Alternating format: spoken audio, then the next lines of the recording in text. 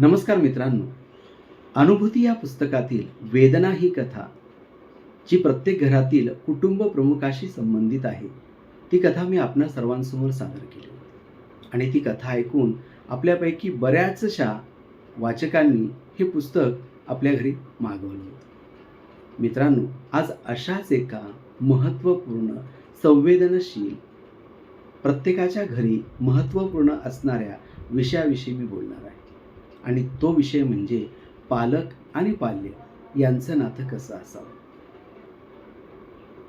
त्यासाठी या पुस्तकातील मनू नावाची कथा मी प्रथम आपणापुढे सादर करतो.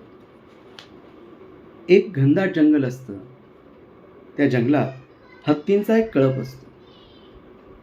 त्या कळपामध्ये एक सर्वात मोठा बलशाली असा हत्ती असतो. तोच त्या कळपाचा प्रमुख असतो. तो त्या कळपाची काळजी घेत असतो आणि त्या कळपाला जंगलाच्या एका भागामधून दुसऱ्या भागामध्ये जाण्यासाठी नेहमी मार्गदर्शन करत असतो. या कळपामध्ये मनू नावाचा एक छोटासा हत्ती असतो. कुणाचंही छोटंसं पिल्लू म्हटलं की किती गोंडस आणि किती गोजीरवाणं दिसतं. जगातलं सर्वात पवित्र जर कुठली गोष्ट असेल ना, तर ते लहान बाळ. एकदा त्याच्याकडे बघितलं ना, की जगातल्या सर्व समस्या सुटल्यासारख्या वाटतात. अशा एका छोट्याशा मनू नावाच्या हत्तीची कथा आपण आज ऐकणार आहोत. हा मनू अतिशय हुशार आणि चंचल असतो. तो एका ठिकाणी कधीही थांबत नसतो. तो आपल्या मित्रांबरोबर कधी नदीत डुंबायला, तर कधी जंगलाच्या अतिशय घनदाट अशा भागामध्ये फिरायला जातो. त्याची आई नेहमी त्याची काळजी करत असते. त्याला दूर जाऊ नकोस असे नेहमी सांगत असते. परंतु मनू कधीच आईचं ऐकत नाही. मनूची आई नेहमी कळपातील प्रमुख हत्तीला मनूला समजावून सांगा असे सांगते. परंतु मनू हा कुणाचेही ऐकायला तयारच नसतो. तो जंगलातील मिळेल त्या वाटेने सुसाट धावत आपल्या मित्रांबरोबर फिरायला जात असतो. तुमच्याही घरात तुमची मुलं असं करत असतील. तुम्ही काय सांगतायत त्याकडे दुर्लक्ष करत असतील आणि त्यांना वाटलं तेच करत असतील. या मनूच्याच रूपाने पालक आणि पाल्याचं नातं कसं असावं हे मी आपणासमोर मांडणार आहे. एकदा असाच तो मित्रांबरोबर आपल्या कळपापासून दूर जंगलात फिरायला जातो. तो जंगलाचा अतिशय नयनरम्य असा भाग असल्यामुळे मनू आणि त्याचे मित्र त्या भागात खूप रमतात आणि तेथेच गवत खाऊन खेळू लागतात. खूप उशीर झाला होता म्हणून इकडे मनूची आई आणि सर्व कळप चिंतातूर होतो. सारा कळप आपल्या पिल्लांची वाट बघू लागतो. पिल्लं अजूनही येत नाही हे बघून सारा कळप त्यांच्या शोधात निघतो. इकडे पिल्लं आपल्याला परत जायचं आहे हे खेळण्याच्या नादात विसरून जातात. आणि तेवढ्यात पिल्लांना सिंहाची गर्जना ऐकू येते. गर्जना ऐकून सर्व हत्तींची पिल्लं सैरावैरा पळू लागतात. वाट मिळेल तिकडे धावू लागतात. वाट मिळेल तिकडे मनू धावू लागला. आणि बघा ना, त्याचं नशीब की सिंह त्याच्याच पुढ्यात येऊन उभा राहिला. सिंहाला बघून मनू अतिशय घाबरून गेला. काय करावे हे त्याला सुचत नव्हते. सिंह आता मनूवर झेप घेणार तेवढ्यात सिंहाला कोणीतरी उचलून फेकून दिले. सिंहाला उचलून फेकून देणारे दुसरे तिसरे कोणी नव्हते तर मनूची आई होती. तिने सिंहाला सोंडेत धरून लांब भिरकावून दिले होते. एवढा मोठा कळप बघून सिंह घाबरला आणि त्याने तेथून पळ काढला. झाडांच्या गर्दीत लपलेले हत्तींचे इतरही पिल्लू बाहेर आले. मनूचा अजूनही थरकाप होत होता. तो आईच्या मागे लपून बसला. आई त्याच्यावर खूप रागावली होती आणि त्याला म्हणत होती की बघ, मी तुला सांगत होते की कळप सोडून जास्त दूर जाऊ नकोस, नाहीतर तुला एखाद्या वाईट प्रसंगाला सामोरे जावे लागेल. आणि शेवटी आज तो प्रसंग आलाच. मनू आणि त्याचे लहान मित्र खूपच घाबरले होते. सारा कळप आता त्या ठिकाणाहून जंगलाच्या दुसऱ्या बाजूला निघाला. तुमच्याही मुलांच्या जीवनात असे प्रसंग येतात की तुम्ही त्यांना समजावून सांगतात की ही गोष्ट चांगली नाही आहे किंवा ह्या गोष्टीपासून दूर राहा, परंतु मुलं ऐकत नाही. आणि जेव्हा प्रसंग तुमच्यावर ओढावतो तेव्हा तुमचेच आईवडील तुमची मदत करायला येतात. खरं आहे की नाही? झालेला प्रसंग आठवून मनू मात्र आता कुठेही लांब जात नसे. तो एवढा घाबरला होता त्या प्रसंगाच्या आठवणीने की तो आता आपल्या आईला सोडून कुठेही जात नव्हता. तो सारखा आईच्या मागे मागे फिरत असे. त्याची आई त्याच्यावर सारखं लक्ष ठेवत असे. आता मनूची कितीही इच्छा असली तरी त्याला त्याची आई मात्र कुठेही लांब जाऊ देत नसे.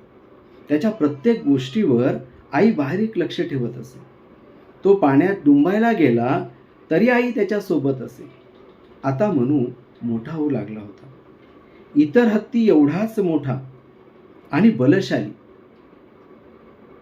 किंबहुना त्या कळपामध्ये सर्वात उंच आणि बलशाली जर कोणी असेल तर तो मनू होता. परंतु आई मात्र त्याच्या लहानपणीचा प्रसंग आठवून त्याची खूपच काळजी घेत असे. त्याला कुठेही जाऊ देत नसे. प्रत्येक ठिकाणी ती आता त्याच्याबरोबर जात असे. मनूलाही आता या गोष्टीचा कंटाळा यायचा. मात्र मनू आईला कसं सांगणार? कारण लहानपणी जो प्रसंग त्याच्याबरोबर घडला होता त्यावरून आई सांगते ते सर्व बरोबर आहे असे त्यालाही आता वाटायचं. कळपातील इतर त्याचे मित्रही आता मोठे झाले होते. तो आईला विचारल्याशिवाय कुठलीही गोष्ट करत नसे. त्यामुळे त्याचे मित्र आता त्याला आईचं बाळ म्हणून नेहमी चिडवायचे. कळपातील प्रमुख हत्ती देखील मनूच्या आईला समजावून सांगत होता की आपण जंगलात राहतो म्हणजे असे प्रसंग आपल्यासमोर येणारच आहेत. तू मात्र तेच तेच पुन्हा आठवून कुठलंही धारिष्ट्य करण्यासाठी मनूला मज्जाव करत असते. हे काही बरोबर नाही. तो आता मोठा झालेला आहे. त्याच्यामध्ये आपल्यापेक्षाही जास्त शक्ती आहे. त्याला आता त्याचे निर्णय घेऊ दे. त्याला त्याच्या मित्रांबरोबर जाऊ द्यायला हवे. तरच त्याला संपूर्ण जंगलाची ओळख होईल. तरच तो सर्व संकटांशी सामना करू शकेल. परंतु मनूची आई मात्र या गोष्टी ऐकून घ्यायला तयार नव्हती. त्याला ती सांगेल त्याप्रमाणे प्रत्येक गोष्ट करायला लावायची. तुमच्या घरात सुद्धा असं घडतं. तुमची मुलं कधीतरी कुठेतरी चुकतात आणि त्या चुकीची त्यांना तुम्ही पुन्हा पुन्हा आठवण करून देतात आणि त्यांना नवीन गोष्टींसाठी, नवीन निर्णय घेण्यासाठी, नवीन काहीतरी करून पाहण्यासाठी धारिष्टच करू देत नाही. तू हे चुकशील, तू तेव्हा चुकला होता ना, तू हे चुकशील, हे त्याला पुन्हा पुन्हा आठवून देतात. पालकांनो, बरोबर आहे का हे? या गोष्टीचा आपण सर्वांनी विचार केला पाहिजे. मुलं आहे, अनुभव नसणारच आणि ज्याला अनुभव नसेल तो चुकणारच. आणि ज्यावेळेस त्याला अनुभव येतील त्याच वेळेस तो समजदारपणे त्या ठिकाणी नक्कीच पुढे जाऊ शकेल. परंतु जर तुम्ही त्याला त्याच्या जीवनात घडलेल्या एखाद्या चुकीमुळे जर त्याला कुठल्याही गोष्टीचं धारिष्ट्यच करू देणार नसाल, त्याला त्या गोष्टीची पुन्हा पुन्हा आठवण करून देत असाल, तर कसं काय तो करू शकेल?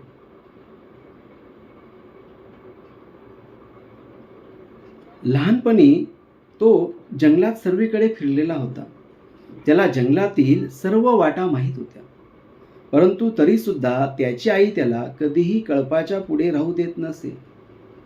तो अजून लहान आहे आणि त्यामुळे तो सर्व कळपाची वाट चुकवेल अशी आईची मनोधारणा होती. पालकांना नेहमी आपले मुलं लहानच वाटतात. त्यांना असं वाटतं की ते अजून मोठे झालेलेच नाही. ह्या आईचीही पण तीच चूक.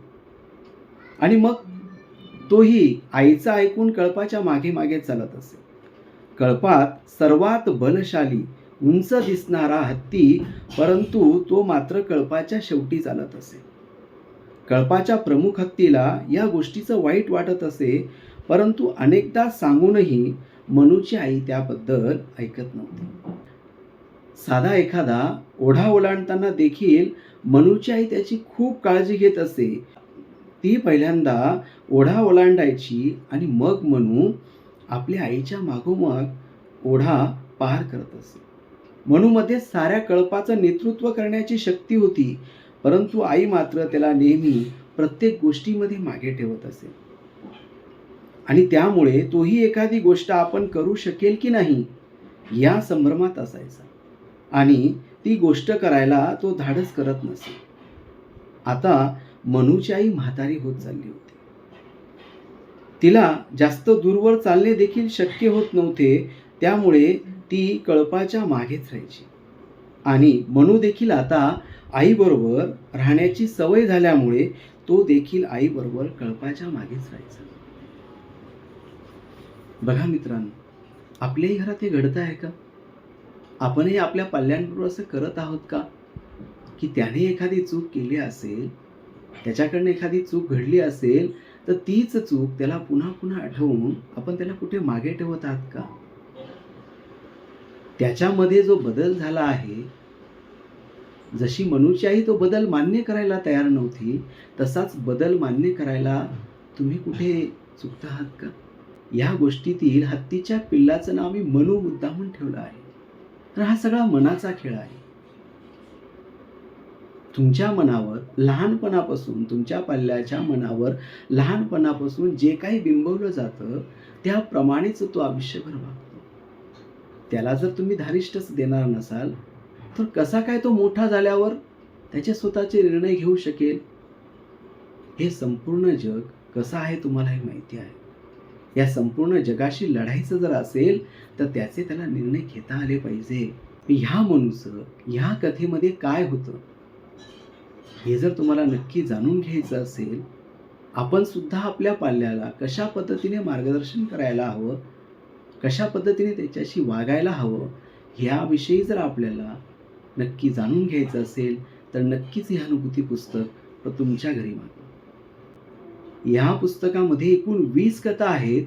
या प्रत्येक कथेमध्ये आज जगामध्ये जे काही चाललेलं आहे ते सत्य तुमच्यासमोर मांडण्याचा फक्त मी प्रयत्न करत आहे. निश्चित आपल्याला जर हे पुस्तक मागवावंसं वाटत असेल तर स्क्रीनवर जो नंबर दिसत आहे त्या नंबरवर संपर्क करून आपण हे अनुभूती पुस्तक आपल्या घरी, आपल्यासाठी, आपल्या पाल्यांसाठी नक्कीच मागवू शकतात. धन्यवाद.